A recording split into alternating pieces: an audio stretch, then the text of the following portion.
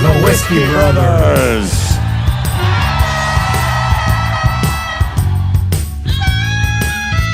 Welcome to the Whiskey Brothers podcast. Hi, hello, how is everyone? Good. I feel like a ringmaster at a circus no one showed up to, but the elephants and the clowns did. So we're just going to have fun. Sam Demaris directly to my right. Jerry Wayne Longmire directly to my front. Howdy. Chicken off to the back in the coop. We should call that the chicken coop. That's Sure. chicken's coop. And Trey has shapeshifted into an igloo cooler. We've turned him into a cooler. Get your tropical ass off the cooler. What was that? What was it? Not do the right thing. Menace to Society.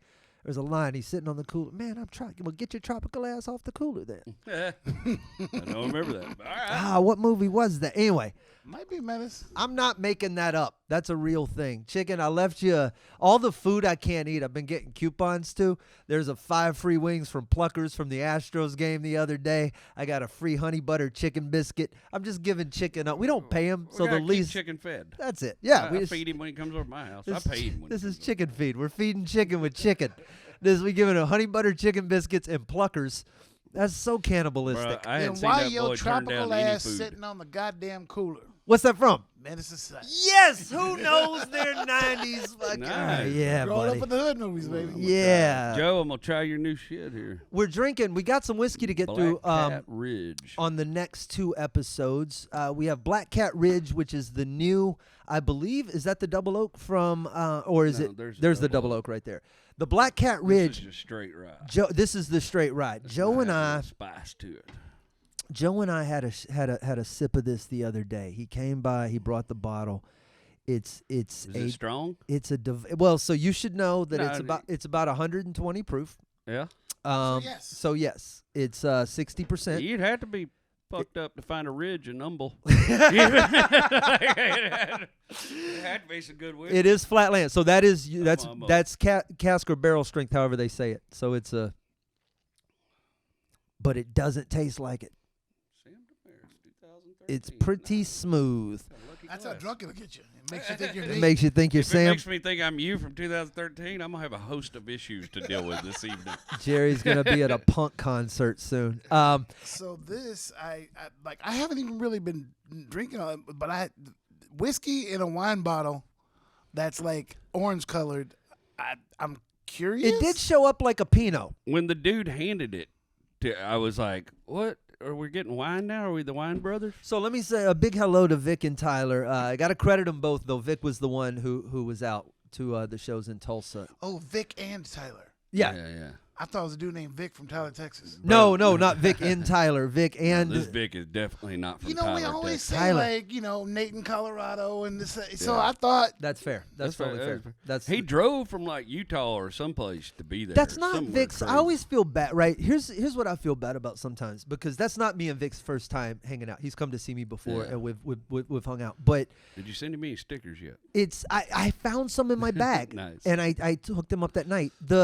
I always feel bad. So if you're a fan and you come up after a show, just nod. Hey man, remember me? Because sometimes we'll see you out of context, and I won't. Oh man, well, yes. Oh, I forgot. I met you in Colorado, but now we're in so and so. I feel so guilty when I don't remember that with people. So Seeing people have environmental context is weird for me anyways. Yeah. I met a fan that came and saw me somewhere that was from somewhere very far, that I know him from somewhere very far off, and it throwed me. I was like, and it's somebody I know pretty well, and I was still like, whoa, bro. Penn Jillette of Penn and Teller. I listened. He's the Now big one? he's the big guy, The one not that the talks. quiet one. Yeah. Because he said that's how you know he it was don't him. like Jesus and I'm sure y'all have differences at Thanksgiving. You guys shouldn't sit across from each other at Thanksgiving. I'm actually a fan. I like But he doesn't remember faces very well, so especially when he sees them out of context. And he said one night after a show, his mother was there in the group, and he just treated her like a fan and shook her hand and signed her thing and moved on like it wasn't his mother. And that's just an interesting, I guess we don't see. Yeah, and sometimes I think the adrenaline of being on stage and all that stuff, like, 'cause I know how it is. You and me have talked about this, but you come off stage, there's a good 30, 45 minutes there where it's coursing. you're rethinking everything you Everything. just said, and you'll meet people, talk to them, have conversations. There's but- also a crash that comes after that sometimes. Yeah. But Like you do a usually 3-show I've got Saturday, usually I've and got a afterwards you're like, McDonald's hey, what's going burger on? and How you hold doing? up with it. And then it's just like, I just want to go home. Yeah. Yeah. It depends. Here's the difference. It depends for me on what kind of work I did that night, right? Yeah. If I went up and just hit the beats and did some old shit and was fine with the room, played with the crowd a little, and just did the job, I will come off and I'll crash. Man, fuck that. If I come off and I'm working on, like that whole run up to the special where I was working on it, it was like, man, I don't want anybody around me because all I want to do is watch Sit this with my tape, ideas. figure out what I did, and connect those dots. And I'm sorry, but that's what I want. That's how I was in Tulsa after I had that breakthrough. That night after that show, I didn't even want to do that next show that next night because that was Yeah. the money gig. But me and Slade drove up to Tulsa, and A lot of new Tulsa fans, by the way. So hi to you guys. Yeah, that was so much fun. We talked about And a lot of old Tulsa fans that you. oh Matter God, of fact- oh God, bruh. Matter of fact, all Bro, right, you're a whole situation, Sam. where in this story, this is where in this story should I tell this story? Can we we start- hold it till after the show? No.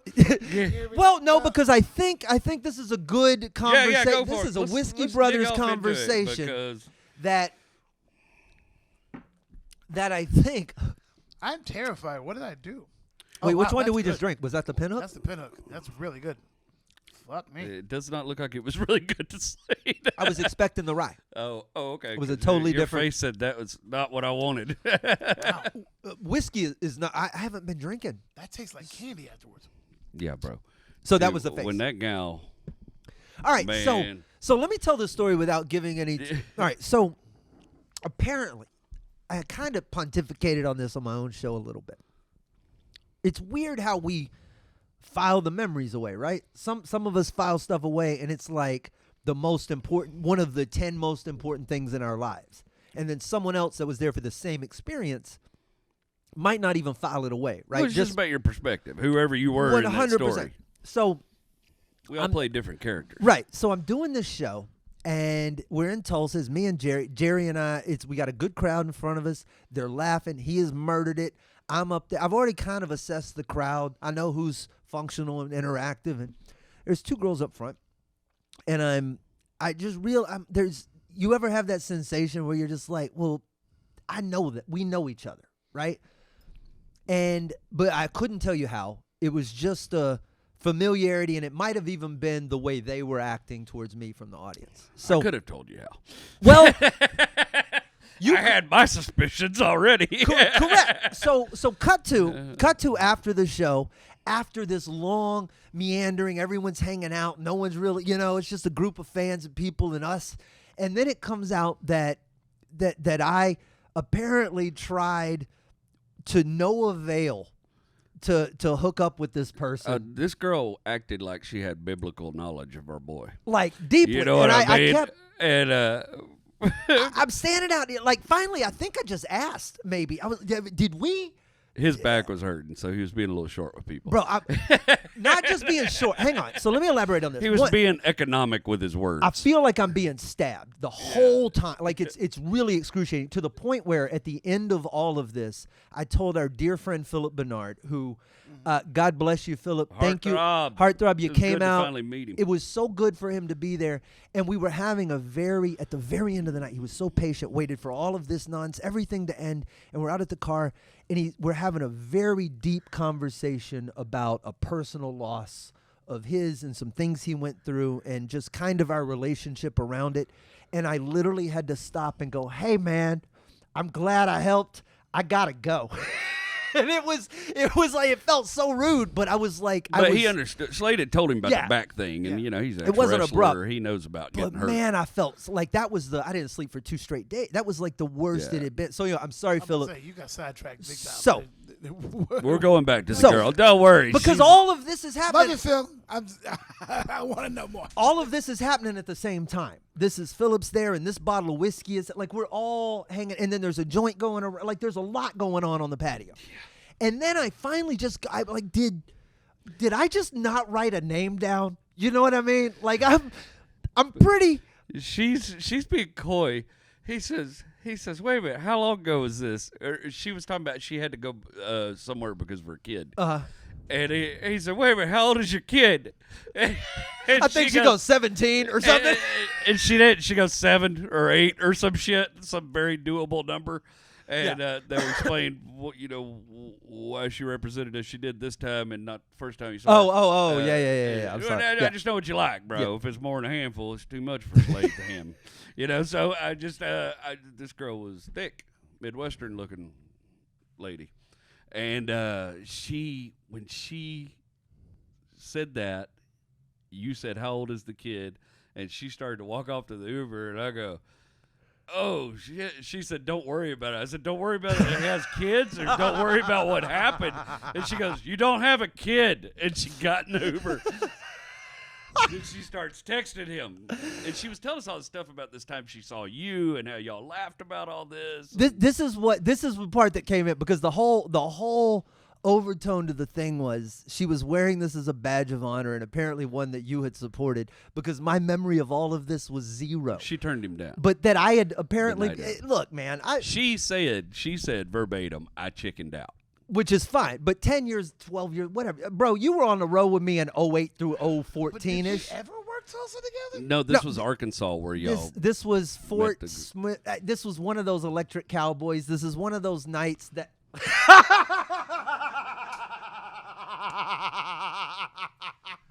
I know her name.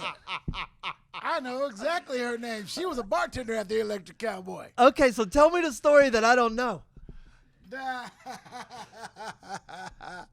She was a bartender at the Electric Cowboy in Fort Smith, Arkansas.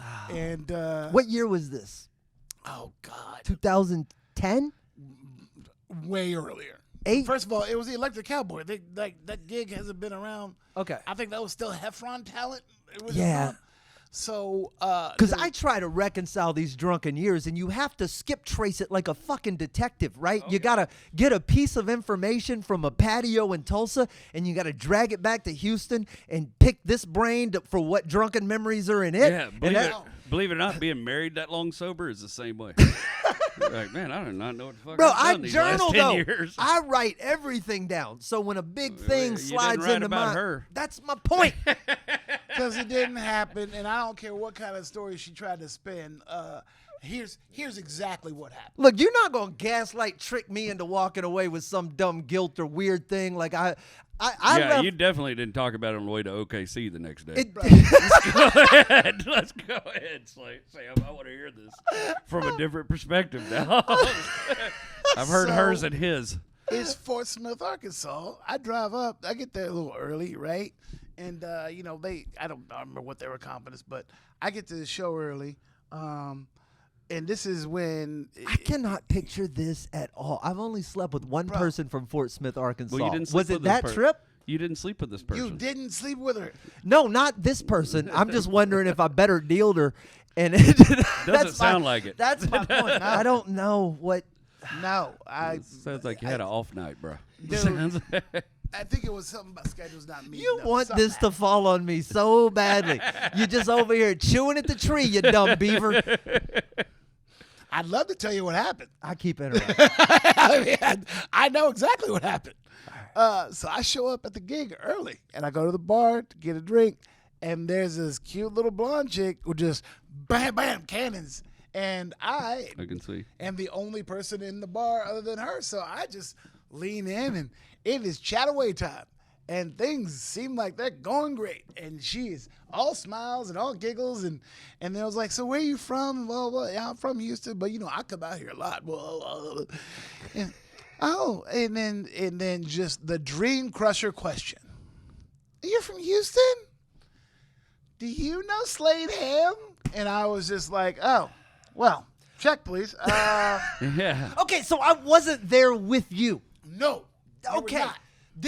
I've been searching for a memory that contains all of these parts. Keep digging. Come on. So it was just no, Slade's my boy, blah, blah, blah, this and that. And then from that point, it's like my ears are off. Like when you ask that question, I'm just like, cool, yeah, done, whatever. This isn't Blah, a doorway I'm going through tonight. yeah, and so I fucking finished the show because I think I drank just my comps, and I just fucking left. And then she found me on Facebook or something or whatever, and was like, "You left without saying goodbye," and blah, blah. And I just was like, "Yeah, okay, cool." What? Went back in there, had a couple drinks. But she mentioned, she was like, "Yeah, so like me and Slade, like it was like a thing, blah blah blah." I'm like, "Yeah, great, cool, keep pouring." Like I don't care. I don't want to hear. Is this another story about me not getting laid? Yeah. Because I'll listen, but it's gonna cost you another drink. Please tell me another 8-minute story yeah. that doesn't end with me getting laid. That's what I was here How for. long I'll That's why I came listen back in from the car. is directly related to how many drinks are on that spill sheet. That's how long you got me. And it was Sam's over here keeping a tally.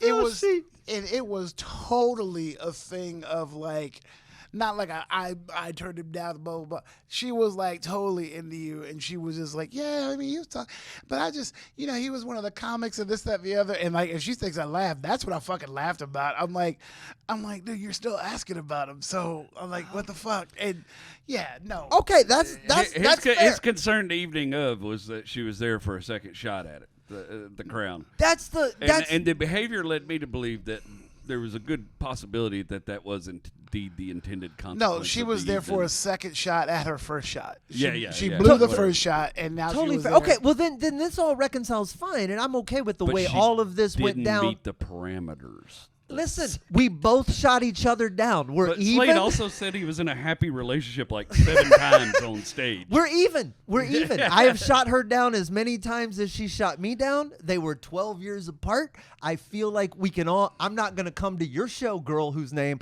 I'm not going to show up at your show 12 years from now and try to reclaim the shot I didn't get on the past. You know what I mean? We're good. Yeah. We're good. Yeah. It was a good trip, bro. We had such a good time. This is fantastic. This makes me so happy. As soon as he said she's probably in Fort Smith, Arkansas, I'm like, oh, I know exactly who that is. I thought there was my track record with psychotic people is consistent.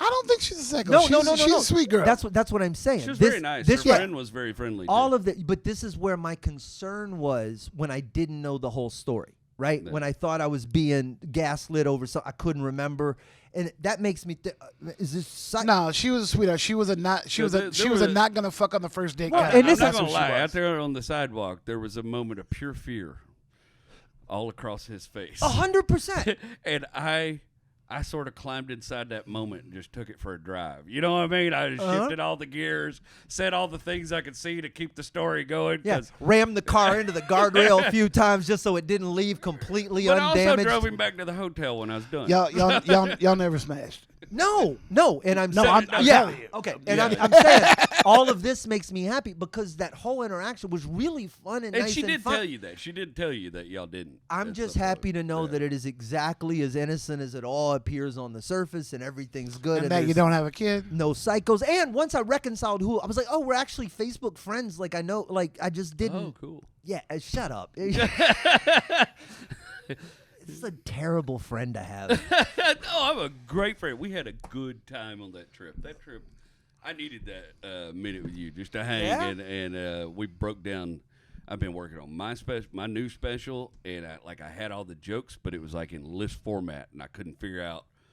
And Slade pushed me out of my own way long enough on the way to Tulsa that I was able to look at it in a different way and go, oh, the story's already there. I just need to put it all together. It's not. I don't need to write a story to go with all these bits. The story's there. I just gotta smash it together. And I played with it on Tulsa on stage, and to Following him, by the way, when he brings his truck idiots. I don't know. I know they're called Wainers or something, yeah. but truck idiots when Wainers? you're in front of me. Wainers. That's what I call them. Wainers. Yeah. I got some big Wainers. Why you looking at me? I I got a ton of had waiters. nothing to do with You You're looked the at the you're the internet? guy who went and took Scott White's pants off the stage. That's why I'm looking at it. Yeah, you can't unwane Wainers. There's nearly a million. All right, of them. real quick, I'm can I building an army. let me do some quick things in order Yeah, because I want to get to your Tulsa story. I want to talk about Tulsa. I want to get to the head in the cooler, and I also want to toast to. We do this more frequently than we should now. This shit is fantastic, Joe. By the way, I'm coming to find you, and I'm coming to get a bottle. This is good stuff, and it comes in the baby bourbon bottle. Not bourbon, but rye bottle. I didn't think I'd like anything better than the double oak, and I like this. It's spicy. Him and his rye. So that's the man knows his way around a rye. Yeah. You know? To Ray Barnett, who is going to be a name that is unknown to almost everyone in our audience, and a Houston comedian. Weird. Who I Mike seemed like he was already big when I started. Not physically big, but like. You know, it seemed like he already had a good following, and he was Ray Barnett rocking it. When you and I talked about this on the Tulsa trip. We had a conversation about him specifically. Very much so. The first show Ray, Martin Walsh, and Thea Vidal were the first show I sat in the crowd of, and was convinced, not because of the way they did it, but I was convinced I could do it. I was like, oh, I get what this is. I see what they're doing. And it was Ray, and it was Martin, and it was Thea. And Thea burned the house down. It was, but Ray opened that show, and then a few years later, I met him when I started comedy, and then he became a regular at my club. And Ray was just, there's a lot of things in this business you can be. You can be a Netflix comic and sell out theaters. And you can be a little chicken shit open micer and hide in the clubs in the darkness, or you can be a road warrior. Yeah, he's a road warrior. And Ray Barnett, in the drunkest of rooms, on the worst of nights, earn it, bitch. Earn it, bitch. He had that joke about earning it, and it was eating the Oreos before going to the dentist office. Earn it, bitch. To Ray Barnett, and we'll drink to that. And then, Jerry, we'll go back to Tulsa, and we'll get to the cooler, buddy. He let me open for him a number of times. Always got along with it's always good to have the soul of another comic floating around an episode. Yeah, man. I Ray like would that. be here for what's going to come out of that cooler. I guarantee you that. Yeah, he Ray would. wouldn't turn down no meats. Tulsa was so, you really helped me. I found a breakthrough. I played with it on stage, and obviously that went well. Mm-hmm. I love when that dude come up in line and take a picture and was like, I really thought you were just going to talk about trucks all night. Man, This isn't that was the best wild." feeling? Isn't that the best He feeling? literally came just because of the truck videos, and then he was like, man, this was amazing. I thought you were just going to make fun of trucks all night. Yeah. And it was, we drove to OKC. Part of me wishes you did that. Part of me really wishes that was your show, just because my first 5 minutes, so fun afterwards. Anyway, carry on. We found out, I knew it in the back of my head, I didn't remember it, that Sam Kinison was buried in Tulsa. And so Slade told some story about some local comic taking him to where he was buried. And I was like, well, we're going to find that tomorrow before we go to OKC. I need to go see this. Like, I read his book, and that's when I started, that was the impetus for me, was reading his book and listening to his tapes. Which the coincidence of the whole trip was that we were playing Tulsa. We performed on the anniversary of his death, the anniversary of his funeral, or his death, I guess. When he died. So we go out and we search this graveyard, which has all kind of cool people in it. Leon Russell, and I mean, I can't even remember everybody, but especially there's a whole country music scene that, goes back to Tulsa, like classic country. Roy D. Mercer, the radio Roy DJ Damn played Mercer. Roy Damn Mercer is How buried big old there. boy are you? Yeah. Oh, I love it. They were just DJ See, right guys. now, I wish Trey was here so I had someone else to look at and go, what the fuck are they talking about? Sam Kinison, though. Redneck I know Jerky, that one. You know Leon Russell. Redneck Jerky Boys. That was Roy. Okay. Roy Damn Mercer. You know Leon Russell? Come on, man. All right. Well, we're going to help you on that. Leon Russell's bad as hell. But we walk all around this graveyard until we find Sam Kinison's grave, and there's a brand new PBR on it and a joint. And then we realized, because everybody was there yesterday for the anniversary or whatever, but we found him and Kevin, all them. We had a moment, and then we hop in the car and go to OKC. And I'm just psyched out of my mind because this breakthrough he helped me find. And we're literally working on. We go eat, hang out in OKC. I had to do a private show for the Oklahoma Fire Chiefs Association, which turned out to be wildly successful somehow. Man, I got to be honest. It started out weird. Slade wanted to see me eat a dick. Look, yeah. We're hanging for an extra day. I'm there. It's graciously, thank you. Yeah. So I go, but there's the comic in me. Yeah. right? Your friend, the guy who we have an arrangement. I know I'm here for the extra day, buddy. In my mind, even if you need a bullet taken, I'm gonna step up and do it as your friend. I'm not offering any of this shit. My back hurts, but I'm watching the setup and I'm watching the this and the that, and there is no part of me I want this to be a success, but I know that you're getting paid. I know that the success is happening. Money. It's a money gig. What happens over the next hour affects nothing else other than yours and my happiness. And of the two, we're on different sides of the scale. It's what makes you happy. I knew it going up. What makes you happy will not make me happy. These are like, different. Slade only drug himself out of his hotel room. I am not that down I'm here paying for to watch come you down tell there. your dumb jokes that I've edited 1,000. I've heard this horse shit till I'm blue in the face. I don't want to see you do nuclear and shit. I could give a fat baby's dick, to quote our dear friend Ralphie, about that horse shit, but watching you a little uncomfortable on an already rickety chaise in front of a room that's got a couple of kids in it, that makes me excited as fuck. Anyway, I left disappointed. He killed. Well, luckily for me, I'm like, no, man. the chief of chiefs, come up there and he got drunk or got a little lit early on, and the kids were still out there. He's up there talking about teaching people how to make babies and how they can go practice in the common room. You know how, all right, look, you know how the rules at a corporate gig, the rules apply to us, but the dudes who are hosting it don't. They're corporate people. They just, oh, fuck, man. I say fuck around the help all the time. Did I just call them the help? God damn it. Shit. Did I? That's what this was. There was a lot of that. That's what that was. We sat at the black table, which was really cool. Right? Because it was open because they came in late. So no, the guy running everything was one of the Black Fire Chiefs, and he was from OKC, and he was cool as shit. His name was Dominic. But it was his table, so all of the other Black Firefighter Chiefs were his buddy. They come. You know how people separate themselves? Oh, yeah. In a Tulsa. sea of rednecks. Still. In OKC. Like, all these are every fire chief from every little redneck town. Let me guess, was it close to the exit? the emergency exit. Yeah, close to the emergency exit. Not the main one. Not the main one. But he was also running the show. So The main one, that's for suckers, bro. And I had already done sound check with him, kind of like, so we're sitting at their table, and these folks are like really cool. They literally. And this guy goes up there and starts saying all that stuff, and I'm like, okay, I feel better now. And I walked on stage, and literally the first thing out of my mouth was, I was really worried about what I was going to say with these kids in the room until the chief of chiefs got up here and started giving sex ed lessons. And I had them. I was done. Crowd laughed, and I went, well, I'm going to go smoke some pot. This is boring. I came back in a half hour later. He still got him. So disappointing. Yeah. But so disappointing. We drove home. We took it apart, and then I did that show in The Revenant in Sour Lake, and I cannot wait for you to go do that because it was such a gig. It's called a listening room. Sour Lake? Sour Lake, Texas. Wait, you don't know what this is? 30 minutes northwest of Beaumont. No, not even that. It's if you venture into Beaumont and you take Highway 105. Remember where I used to live?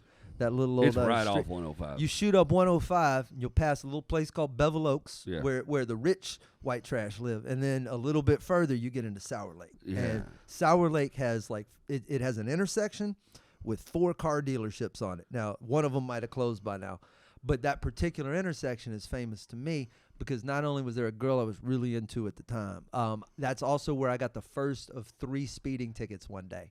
They got me in one day. One day, they got me in Sour Lake, they got me in Conroe, and they got me in Palmer County. Oh, that's a rough go. Yeah, and by Palmer County, so Conroe, I didn't think to hold the first ticket up. I just took it. But the third one, I was like, hey, man. And he was like, well, you should have fucking known better, motherfucker. Yeah, and he just slow wrote down, that dummy. corn-fed shit. And I had thrown a shoe at somebody so I was already driving into Fort Worth with one shoe. It was just a mess. Yeah. The Sour Lake is just this little dive. This dude has this piece of land and beautiful, big, nice house on it. And he started building himself a man cave. And then he figured out that his friends, there's nothing to do out there. Like, you got to go into Beaumont. And honestly, man, them old rednecks out in the woods, they don't want to go into Beaumont. They don't feel safe there. They're worried the Democrats going to get them, whatever, you know. And he built this man cave. It's a huge room, bro. It's such a cool. We had 150 people in there, sold out. All his friends buy tickets. They feed This sounds them. like the dream gig for me. Dude, it was one of Rednecks the off most, the grid. I had Barry laminate. No, you would destroy it. Like, they're so much fun. They were so cool. Actually, it was actually a really hip crowd. They were so cool. But This is where the number 4 happens. I took Barry. I took Barry It's a laminate. great Dale Earnhardt joke. And when we drove off the paved road down to the gravel road, Barry's talking got louder and faster almost all the way to the house. Like, he was like, okay. What's the most country gig you've done? Years ago, I did this gig in a town called Rayford, Texas, that was in a trailer house that was at one time a church. Wait, and hang then on. had been converted to a bar. That's literally my gig. Okay. Hey, oh, it was yours? No. The It's most country gigs. the Oh, same. okay. Yeah, That's a rough one, bro. bro. I had a took dude. I took my future wife to that gig, not knowing anything. Caroline Picard gave me that gig. Yeah. And I went out there to do it. Gary Bell was booking it. It was Gary Bell. Yeah. You're right. It was Gary Bell. And this is also what was horrible was he Ray booked- Wood, Texas. he Ray booked- Wood or Rayford? Ray Wood. I thought it Might have been be Rayford. Ray Wood. It don't. No, Ray Wood. I remember that one. 'cause It's like somewhere over by Beaumont. Not to be but confused with in- Roy Wood Jr. That gig. But it had been a church. It was a trailer house that had been a church, and then it had become a bar. And I forgot who the opening act was, but he come up and for whatever reason he decided the right play was to take on farmers, and he just talked shit about farmers for 10 minutes. And everybody in that room, those are the kind of people that stomp your skull in the ditch and forget they did that to Yeah. you. Forget, this is Cain and Abel. I had a type guy- people. I had This a is- guy back at they'll the kill bar. you with a rock. It was- And then Carolyn Agnew was the middle act. Oh God. And I was so pissed at Gary about that because, Jesus, that was in that room. Yeah. Bro, they loved her. Yeah. Half of them wanted to marry her and give them their farm. She probably You blew know? the roof off. Did you have Yeah. to follow that? I had to follow that. It was good. I had a guy in the back of the room that had gotten out of prison the day before and led with that. That was his first heckle. Oh. And I had no choice but to spar with him in a way that didn't get me shanked, Yeah. but still kept the room. And I remember that night, that's the most shaky my feet have ever been on a stage before. Because I really knew most hecklers, I've always been convinced, fucking charge the stage. I got the high ground, and I can, Yeah, I'll take you enough for this to get stopped. But that night, I The high ground realized there was only 4 inches. First off, one, there was no high ground. You 2, don't have had the been high to ground, prison. Anakin. 3, everything in there is a weapon. And 4, he's related to 3/4 of the crowd, so they're not going to side with me. It was just like the perfect storm of terror and going, well, I really want this, whatever, $150 or whatever it was at the time. I was wrong. I wasn't following Carolyn. I was featuring for Caroline. And the opener, I forgot who it was. It was somebody from the Beaumont scene. I feel like maybe it was Justin Pettit. Could have I don't been. want to say that. Because they were bad. But he They had a did rough this night. sort of cocky, I'm just going to tackle the crowd tonight. And it's not the crowd you tackle. You know what I mean? There's crowds you tackle. I'll tackle a crowd in Montrose. Yeah. You know, I feel like I got a sporting chance of walking it off. Yeah. I don't tackle a crowd in Sour Lake. I don't tackle a crowd in, there's places you don't do that. Clute, Texas. Clute, yeah, that's one of them places. Clute, Texas. It was my most country ass gig, and here's the thing. I'm going to get this ready while he tells us. Do it. I am opening for Marty Finkelstein. So they send me and a Jew into Clute, Texas. And not They don't not have a just Clute, Jew. Texas. It's a like the name and Marty's look. Like it's not a question of is he Jewish. He's a human yarmulke. Yes. So they send the 2 of us into Clute, Texas. We start right in the middle of the room, sitting split-legged, beard, like the gut is dropped down in between the legs. He has on a sleeveless shirt. The sleeves are cut off. The shirt is the Texas flag. Around his head is wrapped a bandana of the Confederate flag. Nowhere in here is an American one. And before the show starts, I'm told, don't mind Big Rick. Oh, no. And I didn't say, who's Big Rick? I just looked out and I go, got it. Oh, yeah. That guy. The show begins, and it was... Do you recognize his hat? Bono? Bonadu? It's like a switch. Oh, shit. You never saw Over the Top? Over the top. Oh, was Oh, that? my God. Brothers. And they got to flip the hat around. This is Stallone's hat from Over the Top. Oh my! Where do you what 1980s website do you find that on? My wife surprised me with it as a gift. That's incredible. One, over the top, highly underrated. We're all fans of the movie. So the gut. So,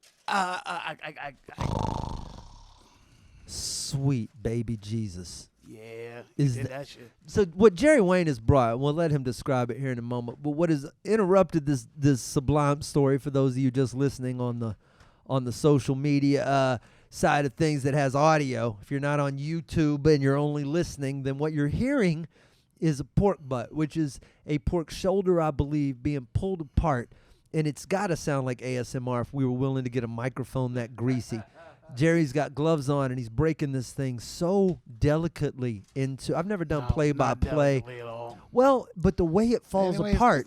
yeah, because it's been cooked right. Yeah, but it falls apart like lingerie. Like it's just smooth and like it should be falling apart. Look at this. And then you crunch in the outer crust into the inner part. And this is word porn. Tell this story about this fat dude who probably got fat eating shit just like this.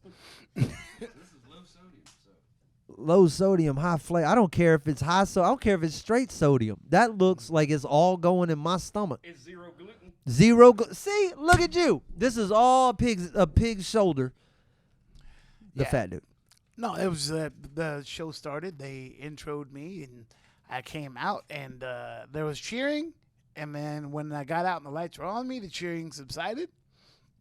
And a couple minutes in, there's some pockets of laughter. I'm doing okay. I looked over. Big Rick ain't laughed at shit. And I finally did one thing that fucking got him. And when it did, I did the classic. I just was like, I got you, motherfucker. I watched you here with your arms spread and your legs spread open, you fucking just your elbows resting on your fucking gut, just judging me the whole time. I was waiting till I got you, Big Rick. And then everybody, because I knew his name, so it was like I went local. And then they were just putty after that. And after the end, I got the old customary, you're one of the good ones. And I just was, my God. and I was just like, yeah, you know what? You were one of the good ones until I fucking... You said that. Yeah. There was a show. Chicken? You're just going to have to eat out of the trunk. Oh, no. We'll get chicken a plate. Here, let chicken have my plate. No, I want that plate. It's got a bunch of crust on it. We'll get chicken a plate. Y'all keep the talking going. Too late. To the middle can, bro. Oh, fuck yeah. Get you some barbecue. Or don't talk. So here's Yeah, what right after I threw pork out of my mouth. here's what I remember when I was in Longview, Texas. And these are all Texas gigs, and it's not that other states don't have hillbilly gigs or other states I got don't some have. other states. We could do we could go Orange Beach, Alabama. Leesville, Louisiana. Leesville, Louisiana's a good one. Slidell, Louisiana's another good one. There's a lot of them. I was in Longview, and Chicken, which camera on you? On the wide shot? All right, perfect. There was a guy who, you know how people come up to the stage sometimes, and in the stage lights, they're just silhouettes, right? This guy, cowboy hat, starch shirt, standing towards the front of the stage, and he's just always kind of, I've watched him, he's been a silhouette all around the room all night. But now he's chosen to come stand cross-armed by the stage. And he's not enjoying a single thing. There's no noise or laughter or anything positive coming from him. He's just standing there with his arms crossed. And I'm not going to ignore it, so I say something. He doesn't really respond. The crowd's not really with me, which makes me just want to double down. So I go back into it. I'm kind of picking on him, this and that. And I think at some point I actually... to use the word you hate, but I go, are you retarded? Like, I was literally like that. And then I start messing with him about, long story short, yes, Oh, no. Full blown, like, had Down syndrome. Like, I didn't know, and he was a regular there, and came in, but also was a dick. So let's not act like I was completely out of turn. He was a full blown dick. But that's what he did, and they were just like, "Oh yeah, he does that." And you can't really pin it on me for being right. Dude, remember how you said that? I used to say this whole bit about how Oprah Winfrey bought Stevie Wonder a Rolls Royce. Can we just shut the fuck up and let's just make love in my mouth for a second? I said shit. The crowd would get fucking like quiet, and then I had to explain. I was like, she bought a car for a guy who can't fucking see. We did a show on a carnival ship, and I was like, yeah, Oprah bought Stevie Wonder a Rolls Royce, and this dude like off to the side just busts out laughing, and then I did the explanation, and I go, thank you, sir. You're the only person who fucking got that. I go, for years, I've had to always explain why that's fucking funny. And the guy goes, I got it because I'm fucking blind. If your next response wasn't, I'm over here. No, I was doubled over laughing. I saw Rich Williams in a poker room out in Channel View area. You know, sketchy. We're in one of these underground poker rooms doing a comedy show, which I don't know who thinks it's a good idea to do comedy for poker players. People who need $20. People who spend all their time trying not to show emotion. Literally. It's their whole gig, right? Rich is hosted. He starts screwing this dude like, you can't even see me, dog. Are you blind? Guy turns out to be blind, right? That's strike one. So Rich brings up next comic. Then Rich goes up there, decides to do some more crowd work. Starts messing with this other dude. Da-da-da-da-da. What's wrong, man? You can't hear me? Guy can't hear. Right? We got a collection in Channel View. That's not even the pinnacle, bro. Did he go for strike three? So he brings next comic on. So then Rich goes to bring me up. And he's like, all right, guys, this is one of my favorite comics in the city. You're already clapping. You're already, dude, why ain't you clapping, man? You can't move your hands. Bro's a poker player that can't move his arms, man. He's got a girl that comes and does the cards for him. Shrug if you're in. I was like, good God, bro. You Shrug once for little blind, shrug twice for big blind. I was crying, but I did a gig in Alvin, Texas one night, and it was that bar I was telling you about. There was so much cigar smoke in there, I could taste it the next day. I was burping it up. That's rough. And it's just an oil field dive bar, bro. It's just oil field guys and bikers, and there was this big old Mexican biker smoking a big cigar. And every time the stage is just level, right, with the rest of the room, and he's sitting up in front. And every time I tell a joke and if it doesn't get a laugh, he stands up and walks up to me with his big cigar and pats me on the back. Goes, "It's okay, man. Keep going, bro. Keep going." You're not helping. And then I tell a joke and he'll laugh, and then he'll look around the room and everybody else will laugh like David Bowie in Labyrinth. You know, like, well, So I figured out my crowd was him at some point, and I just worked to him the rest of the night. But I've never been so uncomfortable on stage as that big sumbitch come and put his arm around me. It's okay, bro. Keep going. Like, I wasn't going to stop. I got 30 minutes till payday. I don't have a choice. Dude, I did that. Ali had a room. The horn? Goddamn. No, not the horn. I did it right in the horn. It was one of these bar joints or whatever, and he brought me up. And then Ali went in the parking lot, talked to some dude about business or whatever, and I was up there, and this old black man just got up, and he came and walked up on stage, and he just held his hand out for the microphone or something, and I was like, does he want to say some shit? What? And then he grabbed it, and he patted me on the back. He was like, he goes, "It's all right, brother. Y'all give it up for him. y'all give it up for that young brother. He tried, blah, blah." And then he put the mic back in the stand and went and sat down. And Ali is outside.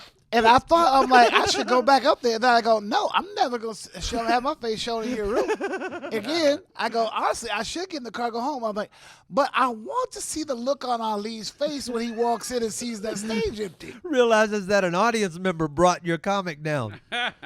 Wow. And Ali walked in and was like, what the fuck going on? He looked right at me, and I pointed to the old dude. I go, ask him what happened. Your showrunner said no. You're open. And then Ali found out what happened, and he went on stage, and I was like, great. I should have left because now I'm just gonna have 10 minutes of getting clowned by Ali, and instead, he lit the fuck into that crowd. Just nigga, who the fuck you think you are? You think you run shit up in my room? Is your name outside? Nobody tells Sammy nobody sucks but me. Thank you. So you don't get to come up here and decide how to fucking run shows up in my fucking show. And I just was like, oh, okay, I will stick around for a bit. And then he brought up the next comic, and I was like, yeah, it's time for me to go. Yeah, I feel like audiences don't know what we've gone through by the time they see a good show. They don't. Yeah. It really brought back, man. Thinking about Ray because I didn't even know that, man. When you sent me that message, and then Gary Bell sent me a message. Shocked me. I was just scrolling through Facebook and I saw that post from his wife about. Yeah, but it makes you revisit some of those old trips, man. Like you start. I haven't thought about those Texas roads like that, because they're not part of the diet, right? But they used to be the whole diet, and they were guys like Ray and. Ray and I ran into Ray.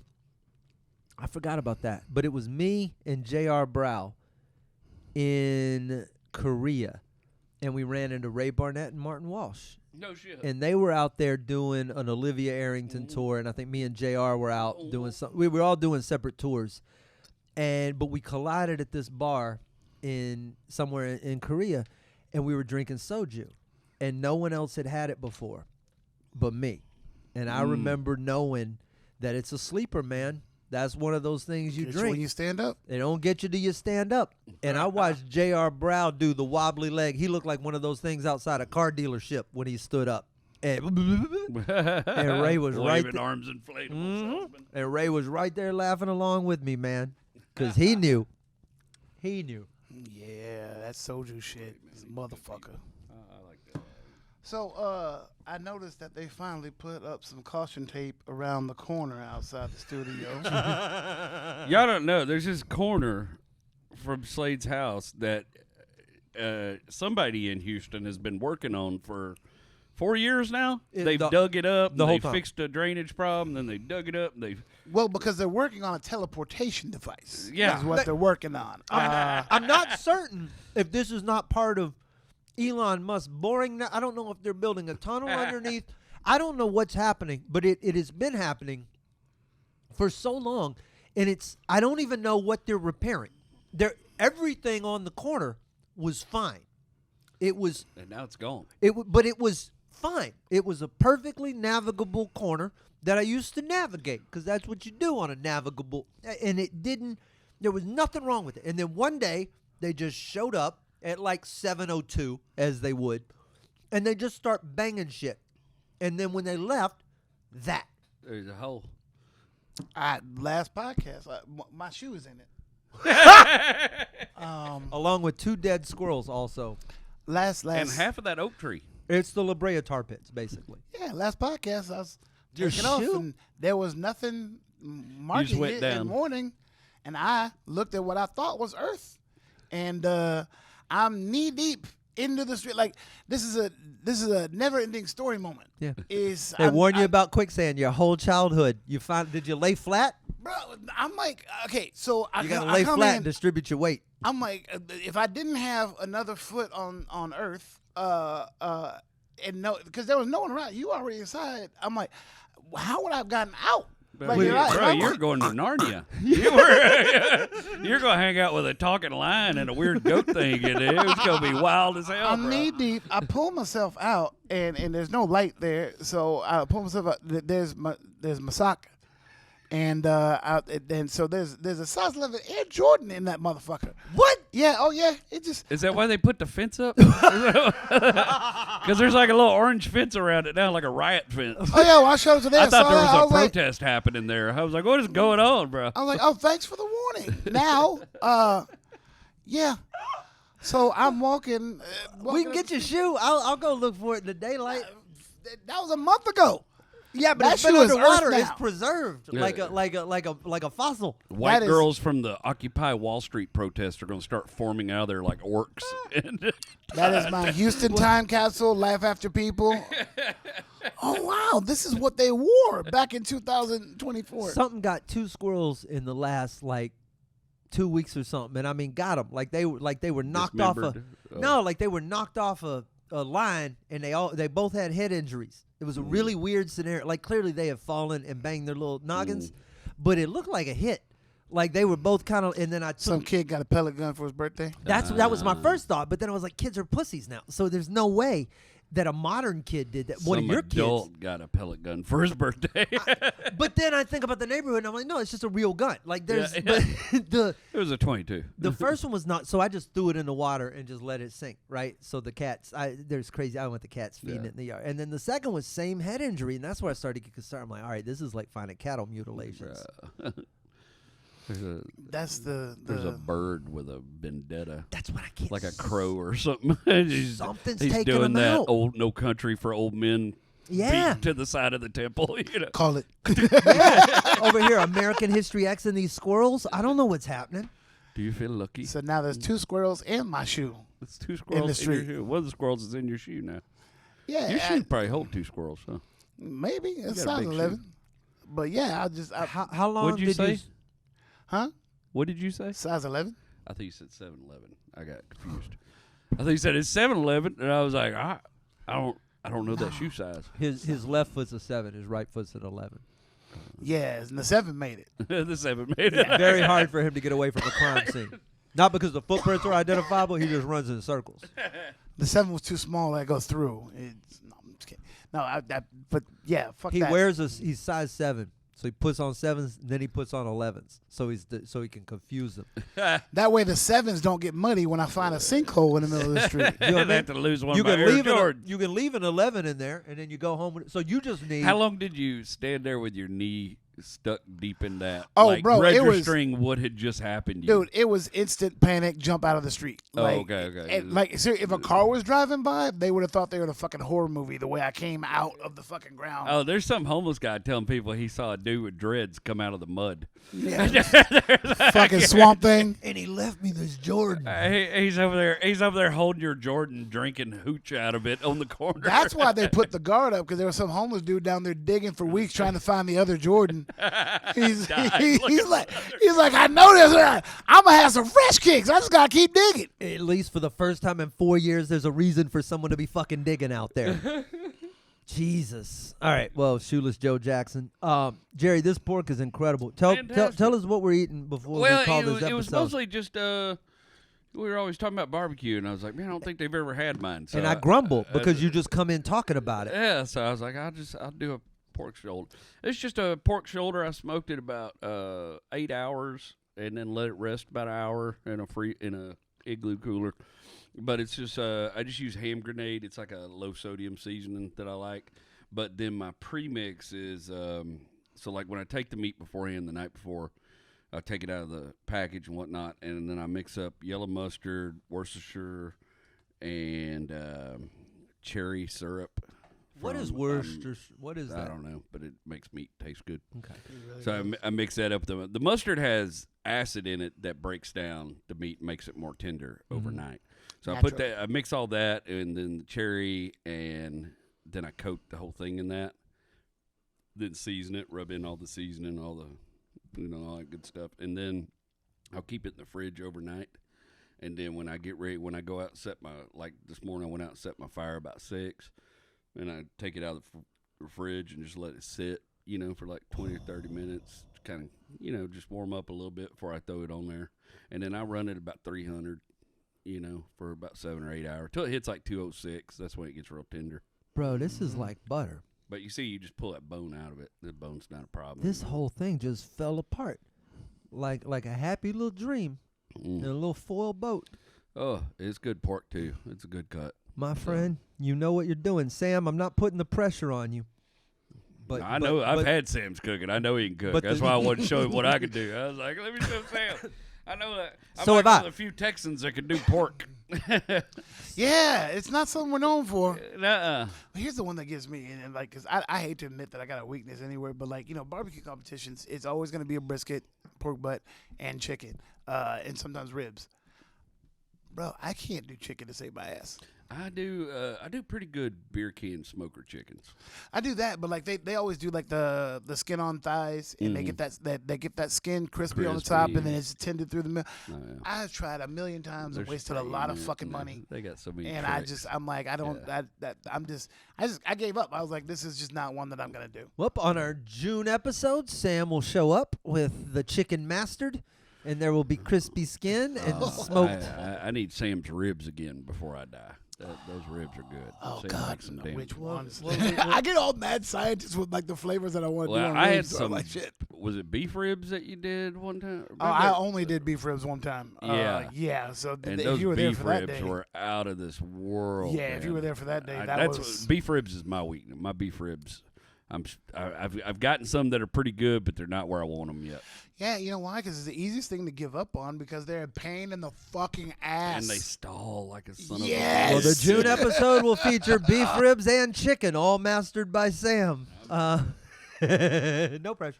Man, I wish y'all could taste this, but you can't, so they're going to eat the rest of it. Yeah, we could freeze some and we won't. You guys are amazing. We're I'm gonna gonna keep Slade fed for like another week. Jerry, this is literally I will Gluten-free. No gluten. fight dogs No and artificial people. coloring, no sugar. This is divine and delicious and perfect for me. And you guys, thank you. We got some drunk dials, so I'm not playing them, but we listened before the show. We do every week. Hi to a lot of you, Chad and Iowa and Lacey and Lacey in Wichita. You don't want us to play it anyway, Lacey. Another guy who sounds like me, apparently. There were a lot of you. We appreciate you. Philip, if you're listening, Heartthrob, thank you for coming out and seeing us. We will be back in Oklahoma.